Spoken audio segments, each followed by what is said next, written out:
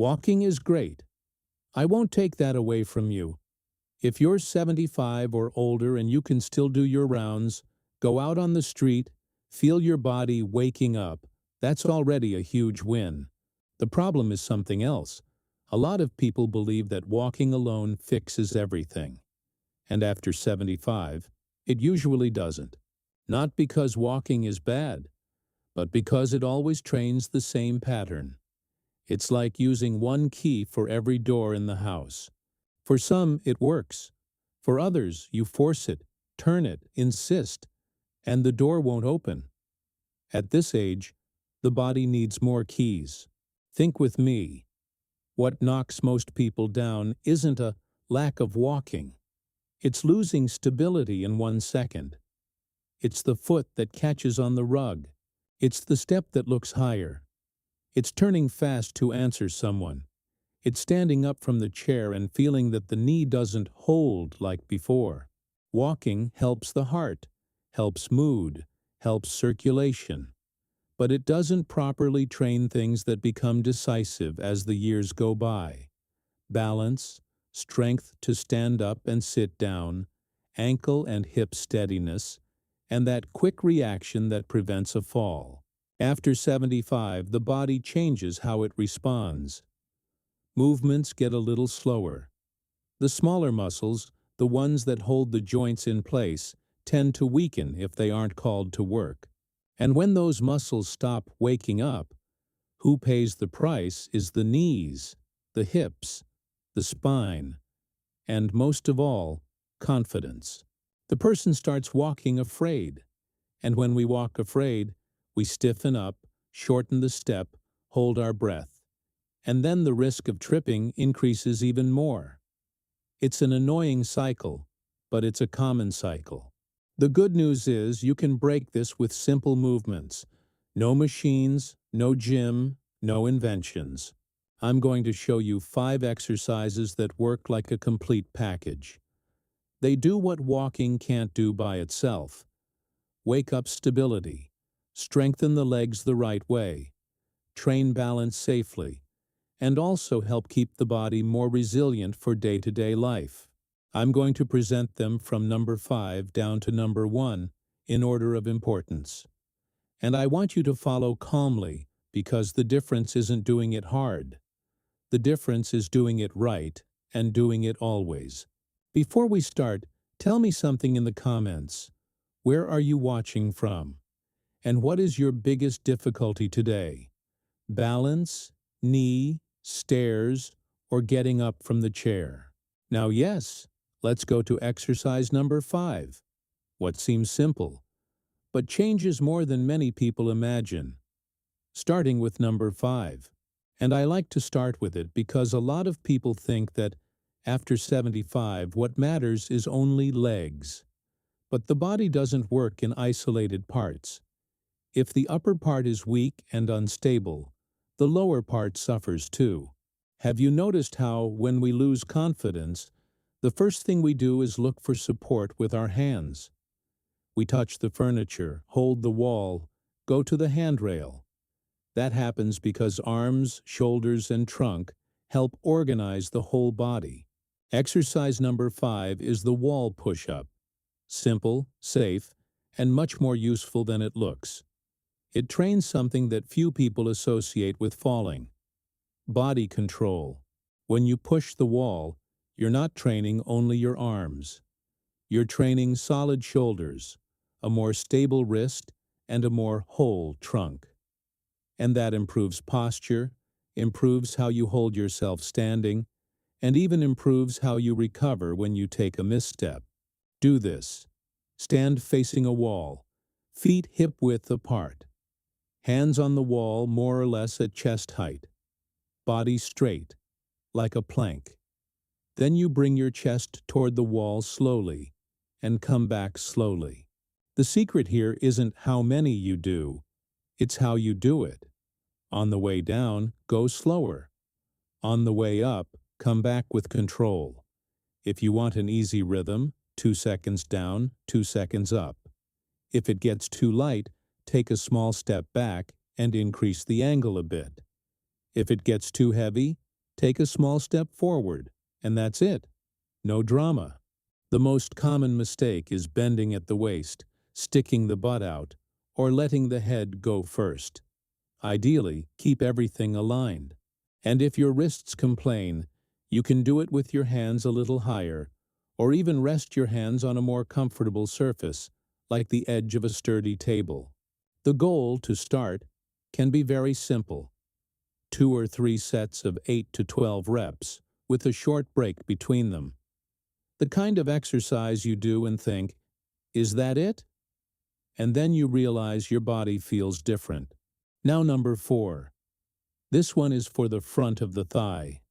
I'll say it very directly. This area is the big ally for standing up from a chair, stepping up, and protecting the knee. When it weakens, the body starts to compensate. You put more weight on the knee in a bad way, stress the hip, change your gait, and then that feeling of a leg that won't hold or a knee that grinds shows up. The exercise is the seated leg extension. You sit on a sturdy chair with your back supported and your feet on the floor. The idea is to straighten one leg at a time, lift the foot until the leg is straight, hold for a second, and lower slowly. If you have a resistance band, great, it helps add resistance. But if you don't, you can start with nothing, just the weight of your own leg. What matters is control. The detail that changes everything is the lowering. Lowering slowly is like teaching the muscle to brake. And braking is what we need most in daily life. When sitting, when stepping down, when putting weight on one foot. So you raise it, hold a bit, and lower counting to 3. And try not to let the foot drop. You choose the path, not gravity. If you do it and don't feel anything, it doesn't mean it doesn't work. Sometimes it means it's too light and needs a bit more resistance, or it needs more calm in the movement. Start with 2 or 3 sets of 10 to 15 reps on each leg. And if there is knee pain that feels sharp, uncomfortable, or strange, reduce the range. You don't need to straighten all the way. You work where it's comfortable and increase little by little. Now number 3, which a lot of people underestimate because it doesn't look like training, but it's one of the most important parts: balance in slow motion. You don't need complicated choreography. The idea here is to train the body to locate itself in space and respond better. Think of balance as a conversation between 3 things: eyes, inner ear, and feet. When you're younger, that conversation flows almost without you noticing. With age, it can get more delayed, and when the response is delayed, the risk of tripping increases. Slow balance training gets that conversation back up to date.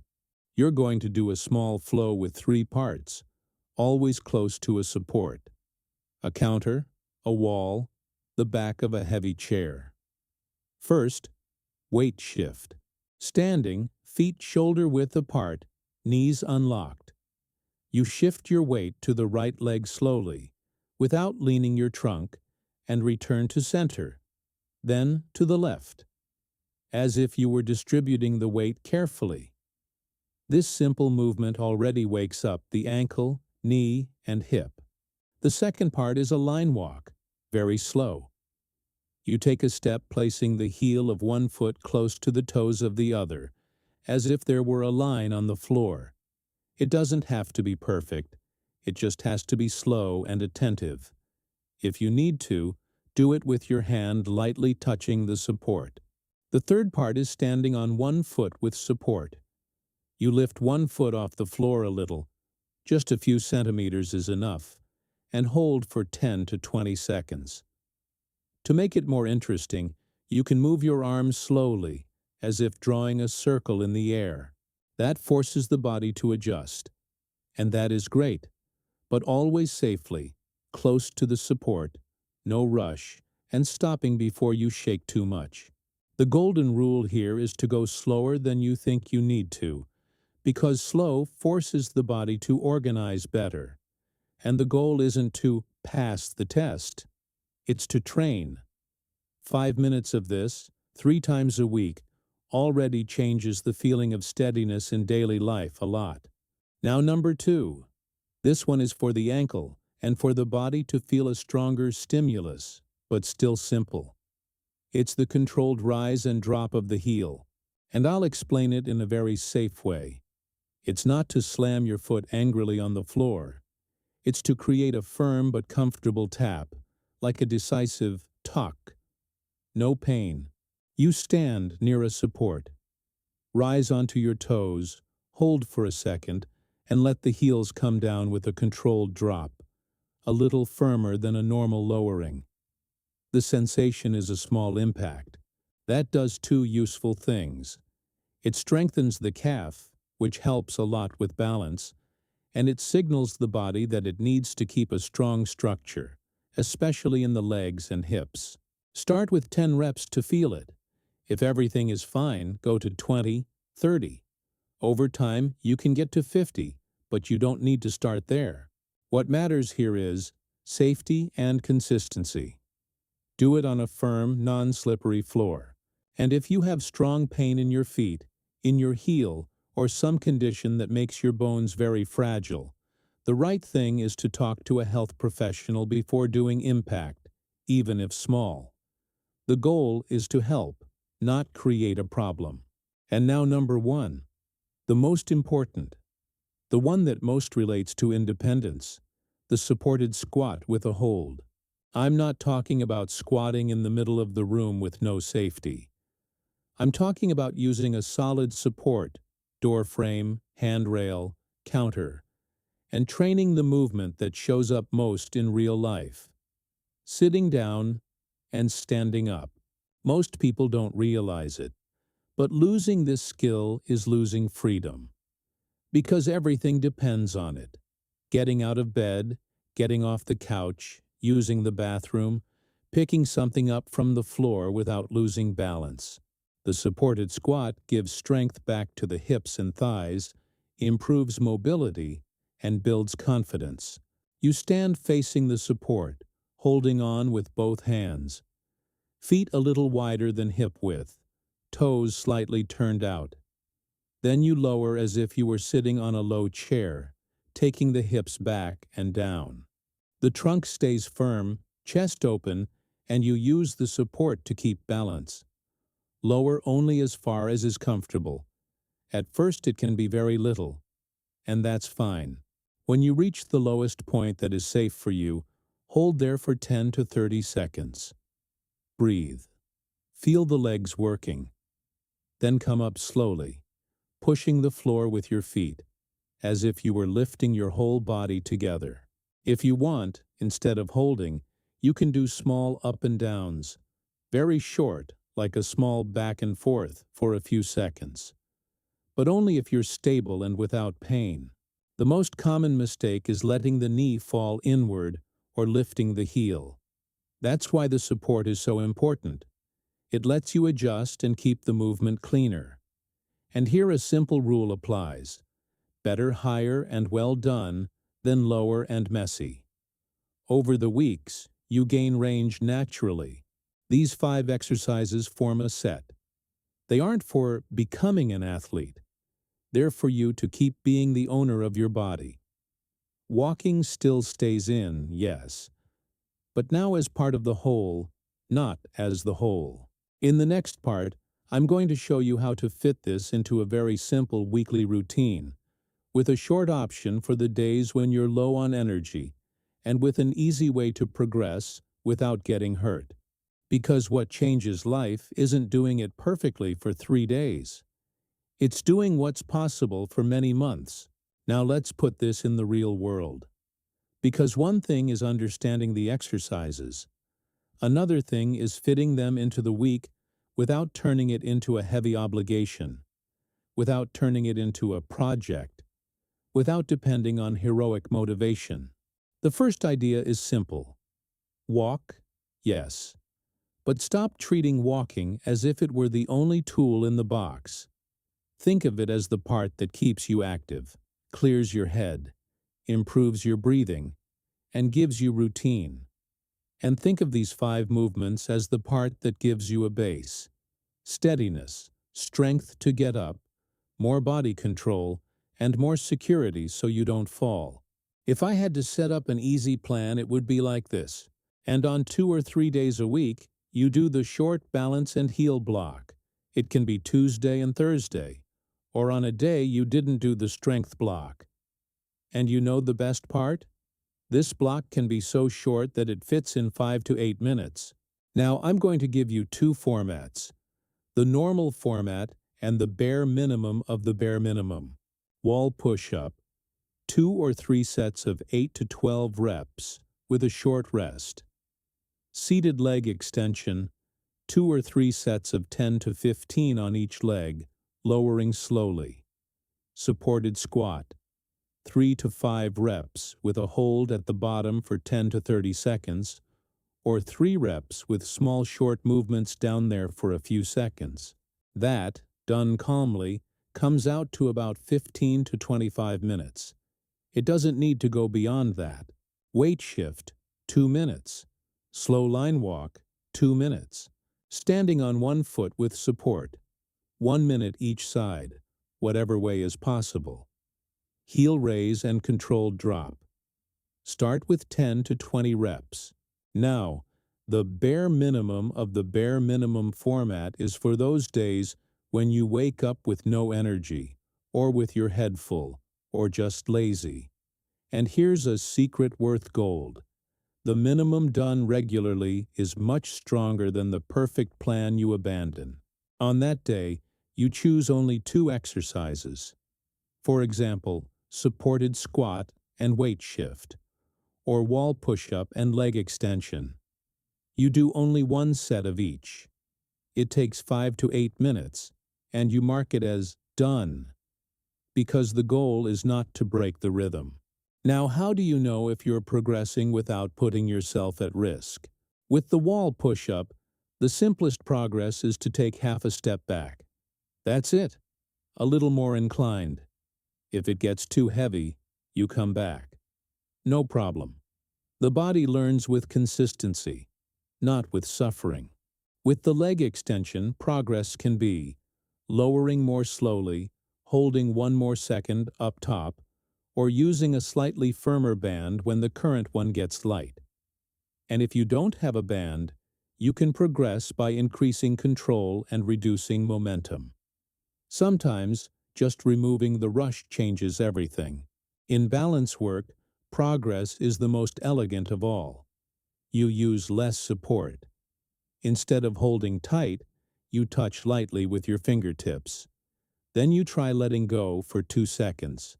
And come back. Balance improves like that, in small steps, without scares. With the heel raise and controlled drop, progress can be to increase the reps little by little. Start with 10, then 15, then 20. You don't have to get to 50 tomorrow. And always near a support, always on a safe floor. And with the supported squat, progress can be one of these. Go down a little more, hold a little longer, or use less force from your hands. Some days you'll be better, some days worse. The body isn't a machine, and that's normal. Now I need to give you 3 simple safety rules as directly as possible. First rule: weird pain is not something to push through. Muscle effort is normal. That feeling of the leg working, fine. But sharp joint pain, pain that feels wrong, or pain that increases with each rep, is a sign to adjust. Reduce the range, make it lighter, or pause. Second rule: do it near support. It's not to prove anything to anyone. It's to train with peace of mind. Counter, wall, back of a sturdy chair, and a floor with no loose rug in the way. Third rule: normal breathing. If you hold your breath, the body tenses too much and loses control. So do it calmly, breathing. Now let me show you how this shows up in day-to-day life, because that's where you'll feel the difference. When you improve your thigh and hip, getting up from a chair stops being an event. You stand up more smoothly, with less momentum and less fear. When you improve ankle control and slow balance, you stop feeling wobbly in silly places, like when putting on pants, when turning to grab something, when stepping up onto the curb. When you strengthen your upper body with the wall push-up, your body gets more aligned, your posture improves, and even holding a bag or leaning on the counter becomes safer. And most importantly, when you train this as a routine, confidence comes back, and confidence changes how you walk. You step better, look less at the floor all the time, breathe better, and that already reduces the chance of tripping. Now, to make it a habit, I like a simple strategy. Pair the training with something you already do. During a TV break, do seated leg extensions. Before the shower, do the supported squat for a few seconds. And here's a detail worth remembering. The body learns better when you repeat the basics many times. It's not the fancy exercise that changes your life. It's the simple thing done well, repeated, with patience. Now, I want to close with a very clear message, and that's why these 5 movements are so valuable. They're like a basic kit. The wall push-up helps you have more body control. The leg extension strengthens the part that protects the knee and helps you on stairs. Slow balance teaches the body to organize itself again. The heel raise and controlled drop reinforces the ankle and provides an important stimulus. And the supported squat brings back the ability that most relates to independence. And tell me in the comments, what is your focus right now? Stairs? Balance? Getting up from a chair? Fear of falling? I read and reply because that helps adjust what I bring in the next videos. If this video opened your eyes, share it with someone you like. Because aging with more steadiness isn't about becoming gym strong, it's about continuing to live with freedom, your way, for as long as possible.